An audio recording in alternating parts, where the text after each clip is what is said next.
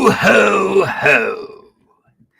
And welcome to the Monday Night Live show, where together we discover what's going down around the underground scene with a focus on independent publishing. The date is December 25th, 2023. And this show is brought to you by yours truly, the man, broadcasting from behind the curtain. You know who I am. Because if you don't know by now, you're probably on my naughty list. And look, hey, listen, if that's where you feel like you need to be, that's fine by me, baby. But if you need a remedy, you could always visit www.livefreeliverich.com or simply Google his name and you can find out. Now, this Xmas special that I have lined up here for tonight is going to be an all indie author edition of Monday Night Live. That's right. So we're going to be looking at books from here on out. Okay. So without further ado, go ahead, kick back, sit back, relax, maybe enjoy yourself a nice tall glass of eggnog and brandy, and let's ho, ho, ho, and get this show on the road, shall we?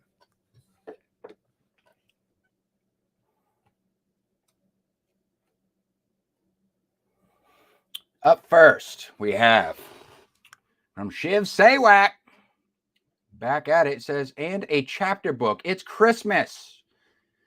Something about toy shops. Uh-oh. No children allowed. What kind of toy shop are we talking about here? Hey now.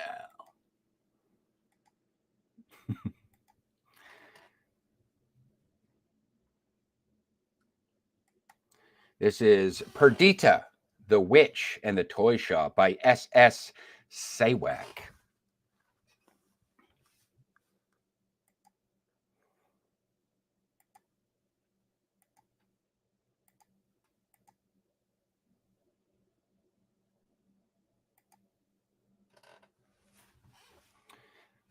There's the cover. Let's check out that blurb, shall we? It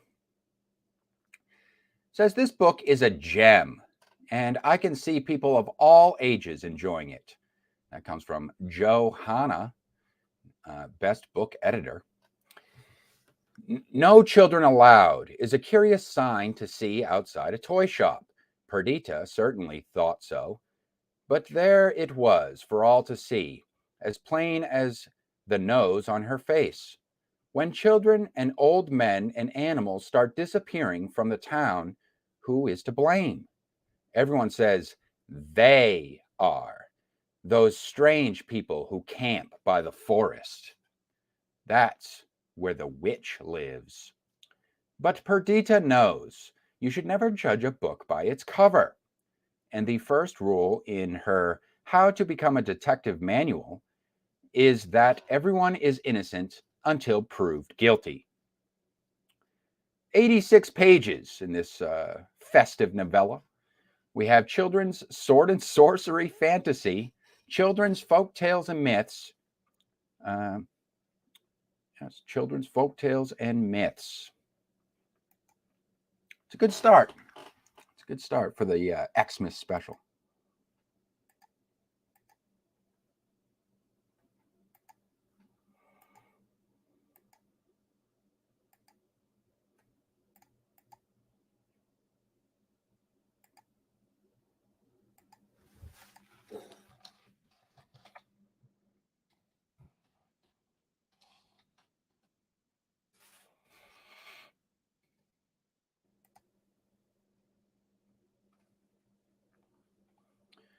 Okay, let's keep it moving.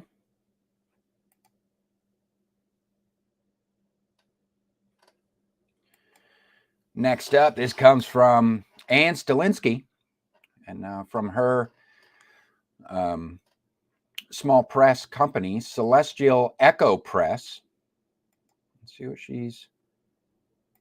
what she's got for us this time.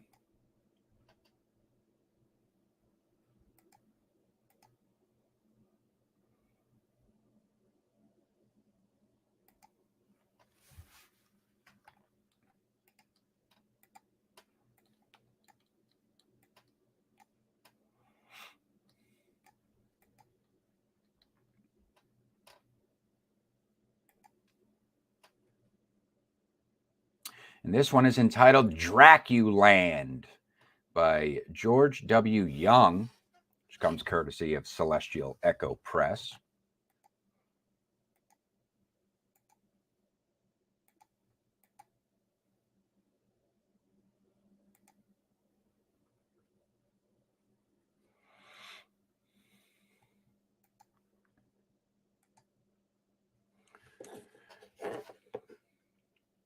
So this one says, a New York City real estate developer buys Dracula's castle in Romania with the intention of turning it into a theme park.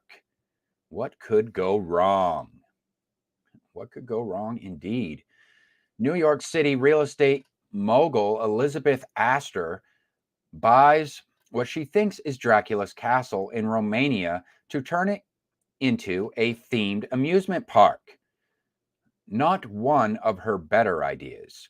Construction begins, but the groundbreaking frees the Necrodum, God's fallen angels, imprisoned long ago under the castle grounds after their expulsion from heaven.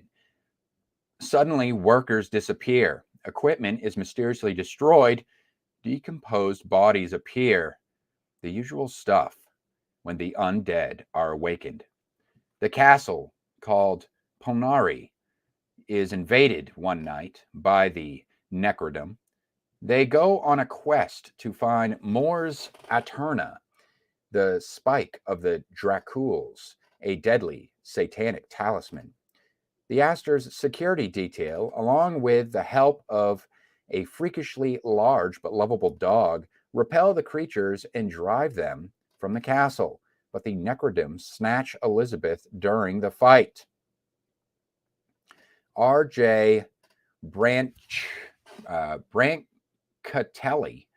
the head of the security detail, suspects who the Necrodum are and why they are searching for Mors Aeterna. If found by the Necrodum, the spike would unleash the armies of Satan on the world of mortals, signal the second coming, and end the age of man. But if a descendant of Vlad Dracul finds Mors Aeterna first, they would wield the power to destroy the Necrodum. However, that line of the infamous Romanians died out long ago. Or did it? Dun, dun, dun. We don't have pages on this one because it's on Smashwords. They say how many words are in it. So 70,000 words, probably over, probably about 150 pages or so.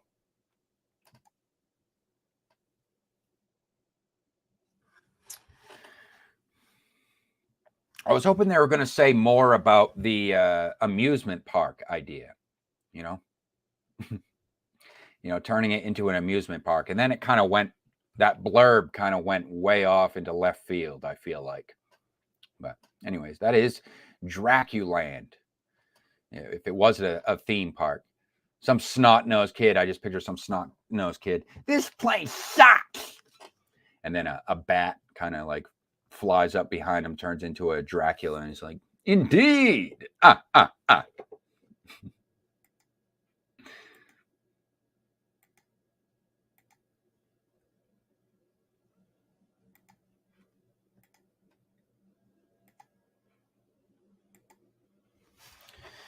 All right.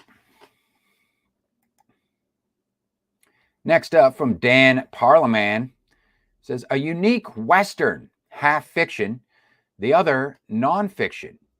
So historic info on Western trail rides and hunting camps. All right. Got a little half and half, fiction, nonfiction going on here. Let's see this. You guys into the Wild West? I know I am. Stories of the American West, Volume 1. I don't know about history lessons, though, but this is kind of like, nonfiction accounts of maybe some of the American West. I don't know how wild it was during this time, maybe early 1900s, which isn't too wild, I would say, but by Dan. This is 3 authors on this one. So you have Daniel Parliman, which I believe is the one responsible for basically putting this whole thing together, but it also includes works written by Rich and Robert Thomson.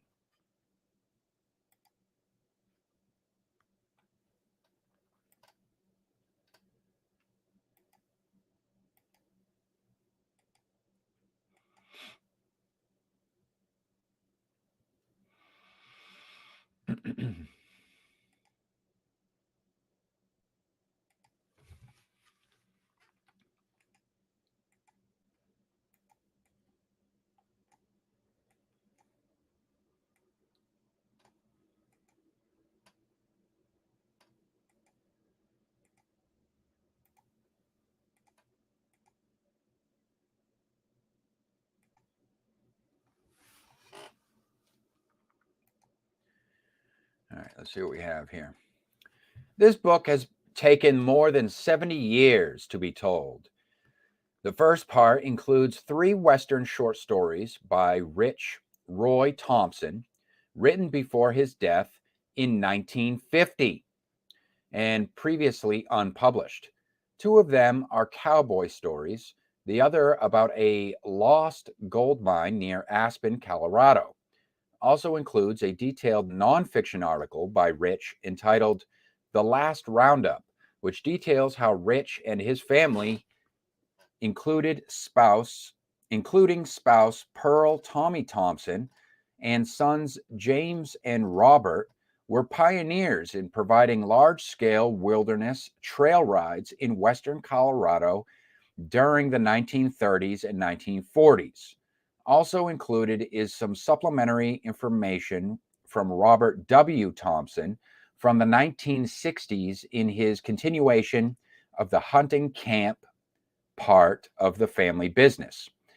The last story of the book is The Last Thomson Hunting Camp, written by Daniel Kenneth Parliman in 2022-2023, and details his experiences and impressions as a participant in the 1972 hunting camp by his great uncle, Robert W. Thomson, and related family stories of previous hunting camps of the 50s and 60s by various family members and others who participated in those events.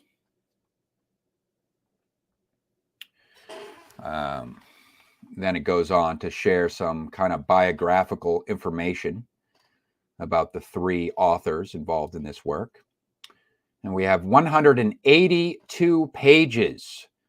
Sports hunting, action adventure short stories, Western short stories.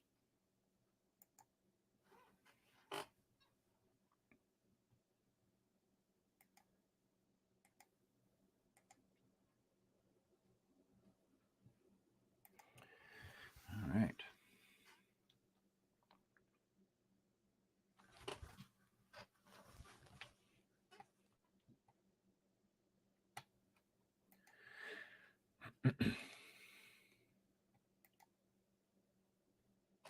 Who do we got next? This is from Marina Koulouri. It says WW2 Paris fiction. A young woman struggled to find love and happiness amidst a raging war. Oh, some historical fiction. Or more historical fiction, I should say.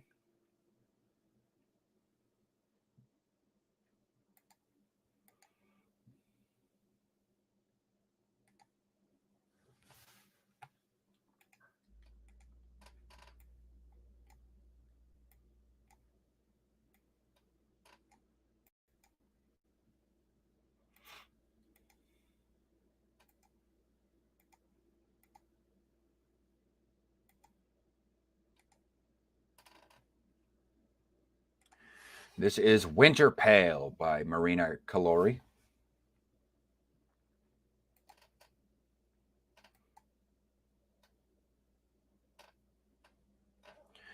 This HFC Book of the Year Gold Medal winner is a thought-provoking and literary historical novel, a passionate historical romance full of suspense, guilty secrets, and dilemmas set against the turbulent backdrop of World War II Paris.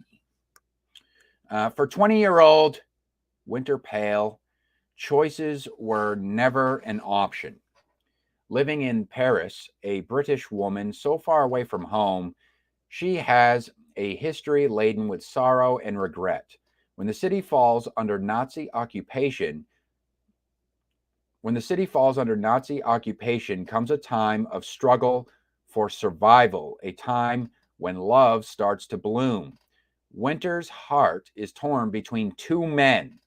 The dangerous and enchanting French resistance fighter René Martin and the regimented and refined SS Major Frederick von Steylen, neither of whom is a book to be judged by its cover. Well, I mean, could she have picked two guys that could be any further on further ends of the friggin' spectrum here? Anyways, Frederick von Steylen, as her expectations are subverted, Winter realizes that there is more at stake for her than her choice of man. She has spent her entire life trapped in a vicious circle of blame and shame, and now is her last chance to finally break free. But first, she must believe in herself again and trust in the power of love. Can she work up the courage to do it? And at what cost? Yes, what cost indeed. 487 pages. Historical German fiction, 20th century historical romance. Does sound quite compelling.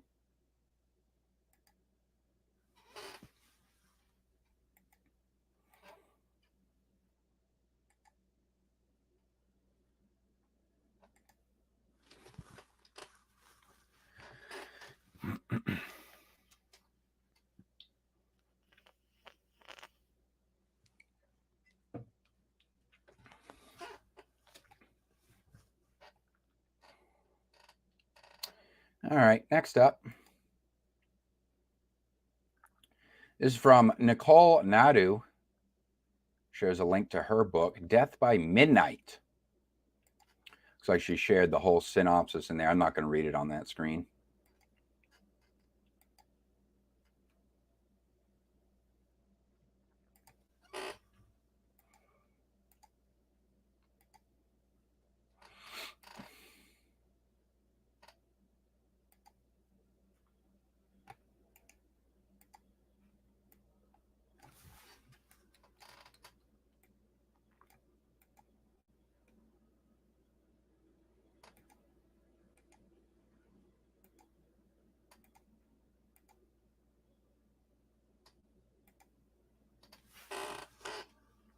Okay. When her inventions put her loved ones in danger, can this brilliant teen rescue them from hostile international agents? Anne Goode feels her gift is more of a curse. Bullied at school for her high IQ, the 16-year-old genius can't even tell her parents about her clever contraptions for fear they'll treat her differently. But when a Russian madman kidnaps her family and demands she build him a doomsday device, her sharp mind is the only thing that can save them. Teaming up with her best friend, Anne races against the clock to gather the materials to meet the villain's deadline.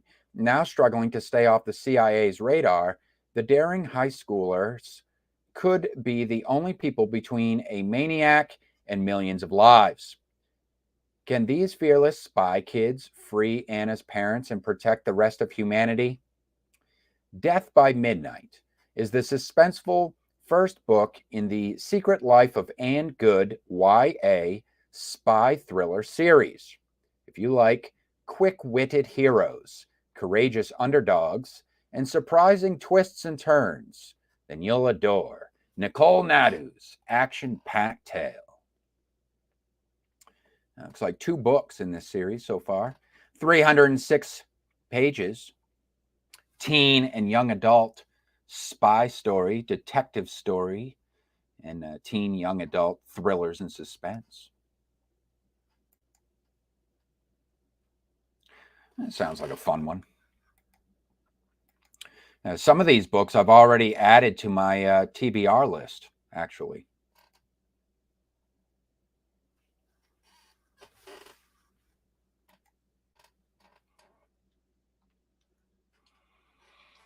Okay, who's up next?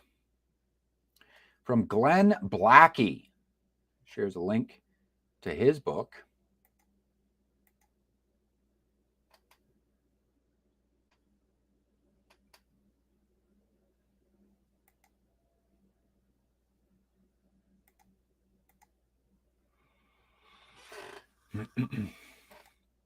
This one is entitled Atlantis, Order of the Librarians by Irwin Glenn, probably his pen name.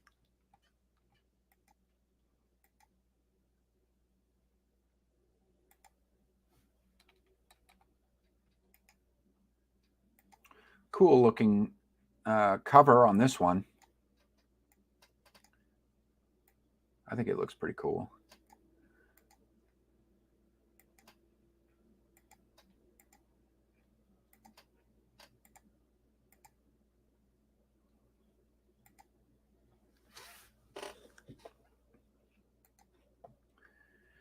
All right. This is the second edition of Book 1 in a series based on the ancient civilization of Atlantis. Exhausted by the tribulations of peacekeeping within the Council of 12, the Atlantean emissar, Con Dwig, knows something must change, and soon. Haunted by a prophecy foretelling the end of civilization, he knows there is no time to lose. But just when things start to run smoothly, the allegations start, and a young man, Jivas Vore, finds himself accused of being the conduit of the prophecy. With friends in short supply and the end of the order looming, can anyone lead Atlanteans through their darkest days yet? This is a compelling tale of ancient civilizations from Irwin Glenn. It's 285 pages. And so far, it looks like there are 4 books in this series. 3 or 4 books in this series so far. Looks like 4. And is actually ranked pretty decently on Amazon. And we got historical fantasy, fantasy adventure fiction. There you go. Sounds like it's right up my alley. I'm pretty sure that's one of the ones I added to my TBR as well.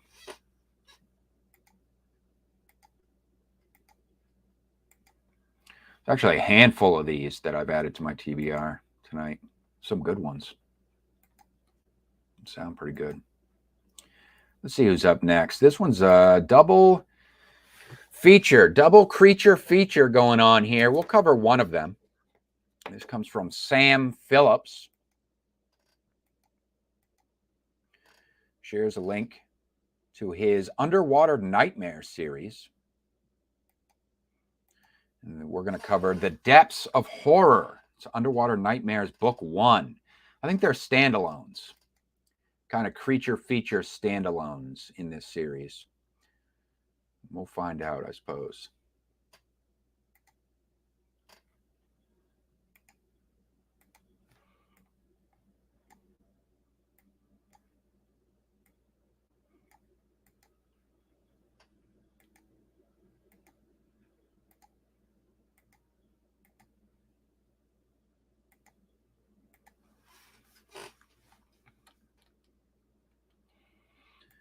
right.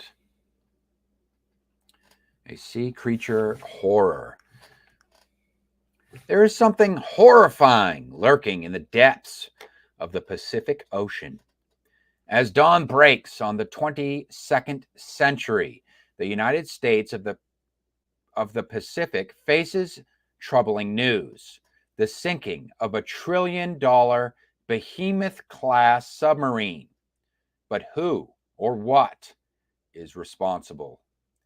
Newly enlisted for national service, 4 friends are sent as part of the reconnaissance mission to discover the vessel's fate. What they find will tear their relationships apart and change the destiny of the world. 149 pages. Sea stories, horror. I will admit that anything ocean related definitely does strike fear in me, I have to say. Like the depths of the ocean. You can say what you want about space travel, but there's still a lot we don't even understand about the depths of our own oceans. I don't know. There was like a video. It was like this weird. I remember seeing like this weird video where it's like some scientists or marine biologists or whatever like went down in the depths of the ocean pretty deep, and they came across this weird, almost like a mist. There was like this weird like underwater like layer of mist. It wasn't like the ground level of the ocean. It's like it went deeper than that. But there was like this film, like this like almost like this viscous like film of like a mist or like a fog on the like where they were at. And it was like you just couldn't, I don't know, it was just something weird about it. Almost like it was like a portal to like a whole nother like dimension or something like that. There's just really something really eerie about it. Plus, have you seen some of those creatures that they see from like the really like where there's like basically it's so deep in the ocean that there's like no light and the creatures have like this bioluminescence to them?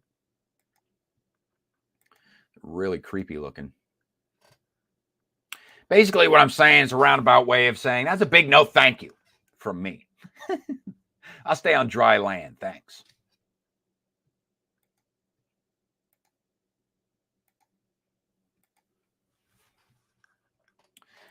All right. This next one comes from Patricia Panahi.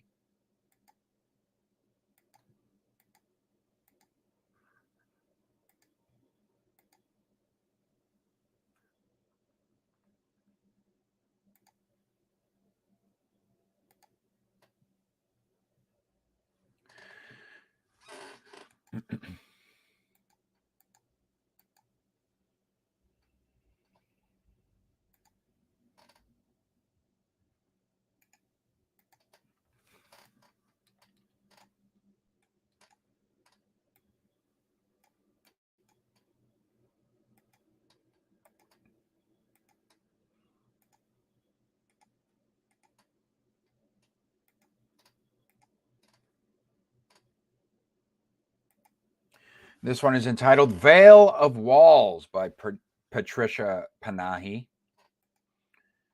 Let's see what we have here. Anahita, a typical happy-go-lucky American 10-year-old, was not too keen on traveling to the other side of the world to meet her father's family. But her month-long vacation turns into a nightmare when her Persian relatives refuse to let her return to the States.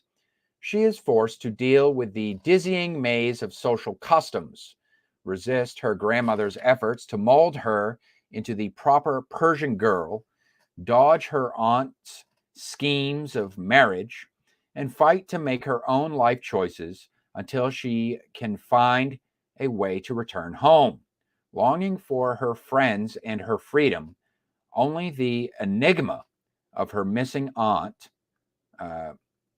Scheherazade, gives Anna a glimmer of hope of one day escaping Iran for good. Will Anna's family marry her off and forever bond her to Iran, or will she break free of Iran's walls and find her way back to America?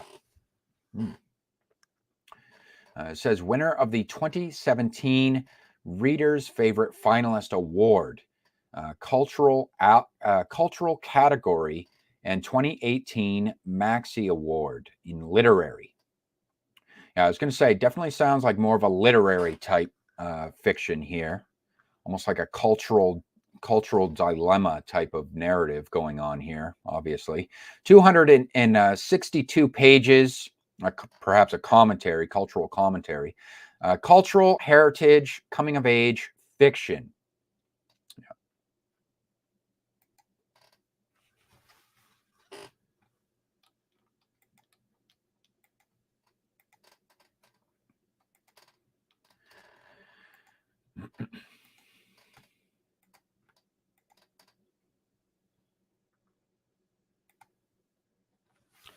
All right, next one from Sabrina Sampley. Says, thank you. It's a new take on vampires and werewolves in the new adult genre. She says it'll be a 4-book series. 2 are already published. Okay, you got my attention.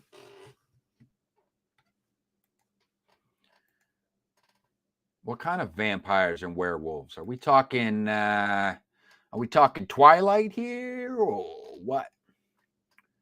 We talking sparkly vamps, or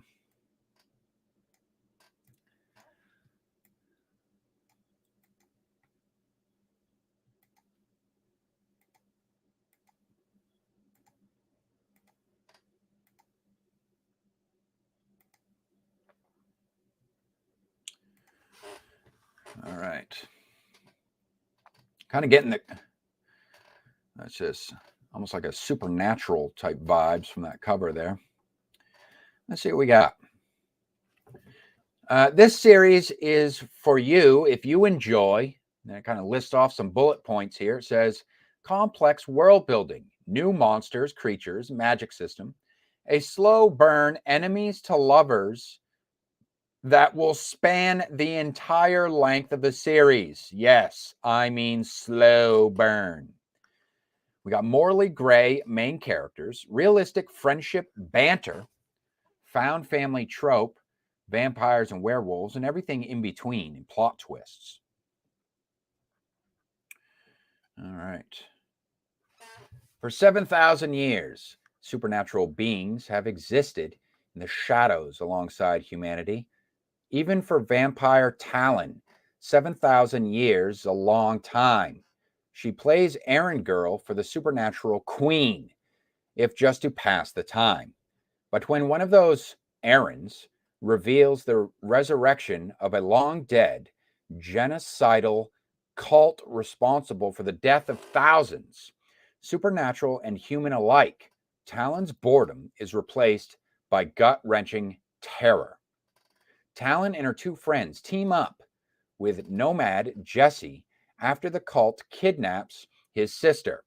Who and what he is remains a burning question in her mind, but all that matters to her is protecting what is most important, family.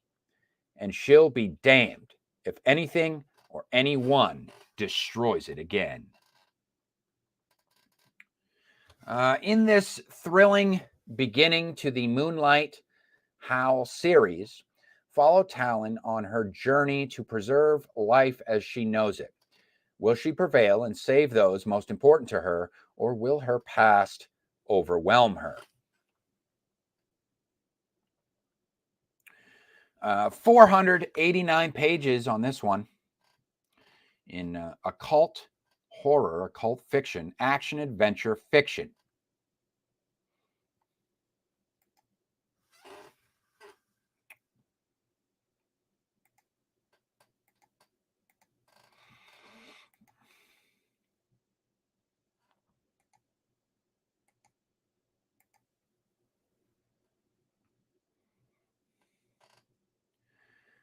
Okay.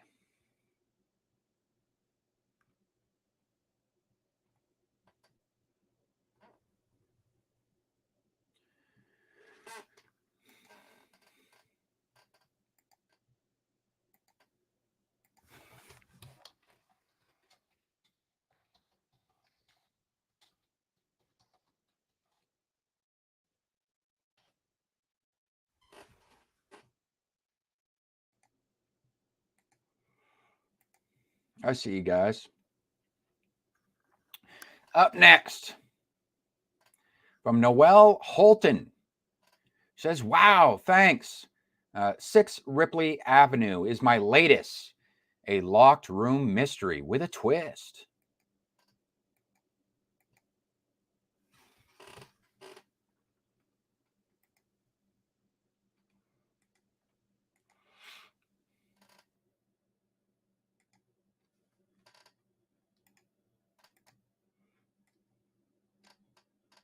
Quite a few series so far.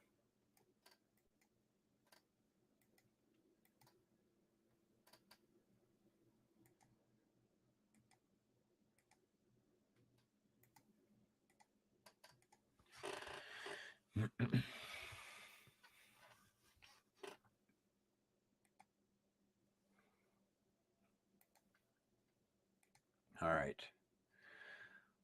One house, 8 killers, no witnesses.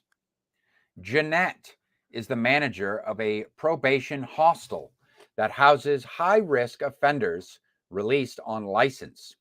At 3 a.m. one morning, she receives a call telling her a resident has been murdered. Her whole team, along with the 8 convicted murderers, are now all suspects in a crime no one saw committed. Don't miss the first nerve-shredding standalone thriller from Noelle Holten, author of the Maggie Jameson series. And it goes on to say share some reader reviews on this one. This is 378 pages of vigilante justice, serial killers, vigilante justice thrillers, and a standalone. So I like that. I like definitely always on the lookout for some standalones. So I think that is also one of the ones that I added to my TBR list. You know, a series is nothing wrong with series. It's just that series can be quite an investment of time.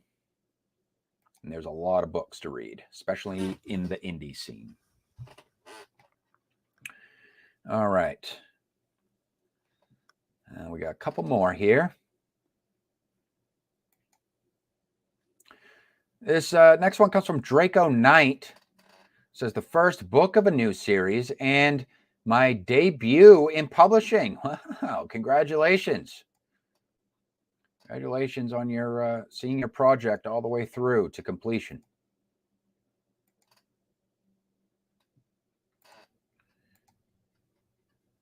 Let's see what you got for us.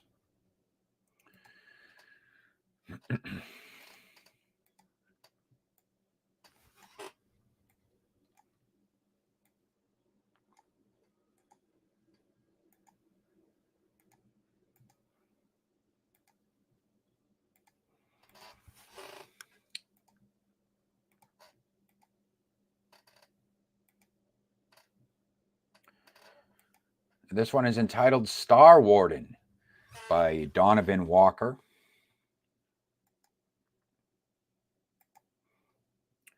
For he is the Star Warden. None shall find him wanting in the face of evil. Once upon a time, in a world far, far away, darkness reigns and innocents suffer. One knight dares to challenge the forces of evil. That knight is Sir Samuel Bailey. He is the Star Warden, armed with the holy sword, Dawnbringer, a ray gun, rocket pack, and a heroic heart. He journeys the world with Princess Kaguya on his quest to end the tyranny of the Dark Lord Deimos and restore all that is good and right. Deimos will stop at nothing to keep his iron grip on the planet. In this latest effort to crush resistance, he conjures a curse of eternal night. During the Star Warden's adventure to end this curse, he encounters dangerous monsters and malicious machines, but can he overcome the greatest enemy of all, his own fear? This is a straightforward tale of high adventure, action, and romance with the spirit of a Saturday morning cartoon show. Yeah, I was definitely kind of getting that vibe from this. Come and enter a fantastical world of heroism, true love, and faith in a war of good versus evil. So kind of more of a, perhaps more of a middle grade. Well, it doesn't necessarily say middle grade, but maybe more of an all ages.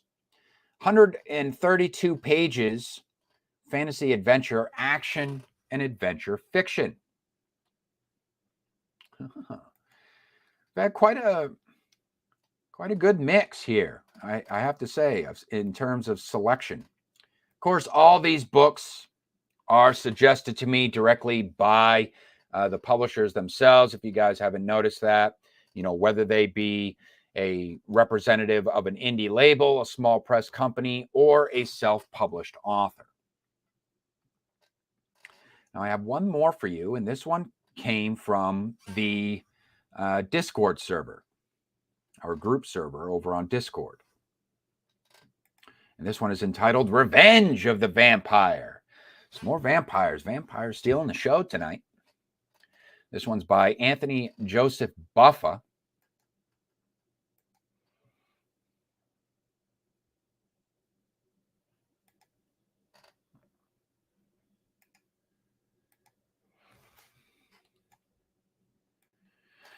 And if I remember correctly from when he shared it with the group, this one is not targeted for all audiences. This is more of an adult fiction.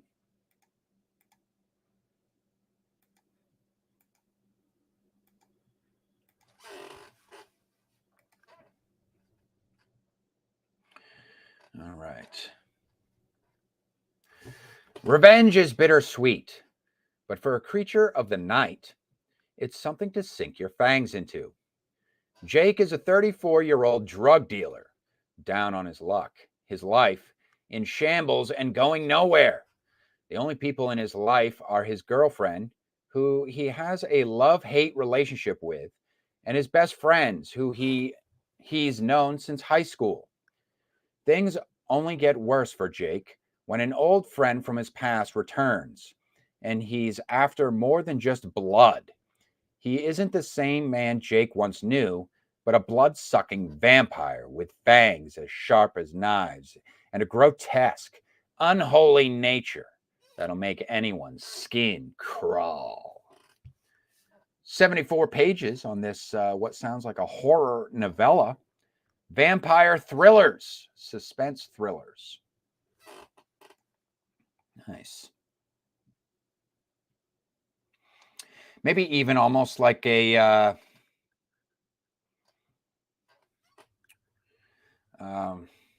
shit, why does that movie escape me now? Reminds me of a vampire flick. Can't quite put my finger on it just yet, but it'll probably come to me after the show. And those are the books. Those are the books for tonight, ladies and gentlemen. And if you didn't see anything that tickled your fancy necessarily, and you'd like to discover more from the independent market, you can head on over to my playlist tab and open yourself up some mystery packs. Inside each mystery pack, there is a cover card that reveals a book from the independent market that was recognized by the Live Free, Live Rich network. And inside the description section of each video, there will be a link to an editorial written specifically on that book by yours truly.